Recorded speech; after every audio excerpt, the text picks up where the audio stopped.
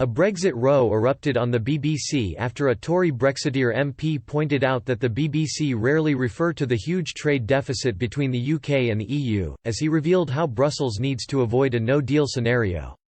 The BBC very rarely refer to the fact that Britain has a huge £70 billion trade deficit with the EU, according to Tory MP Daniel Kaczynski.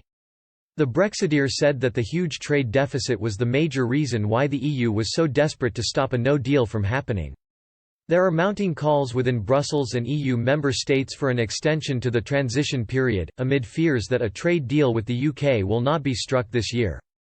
This follows the government's repeated refusals to request an extension to the transition period. On Friday, Cabinet Office Minister Michael Gove confirmed that he told Brussels that the moment for an extension has now passed. Mr. Gove also backtracked on plans to introduce full border checks with the EU when the Brexit transition period ends and defied warnings that it would be extraordinarily reckless not to request an extension.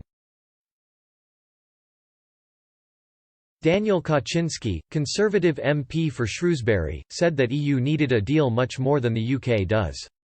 Speaking to the BBC's Mashal Hussain on BBC Radio 4's Today programme, Mr. Kaczynski said, "One of the largest exporters in my constituency, its managing director told me they expect a deal or no deal, but to ensure we leave on time. We easily fill out forms when we export to America and Canada. We are perfectly competent in filling out those forms and paying our tariffs to the EU.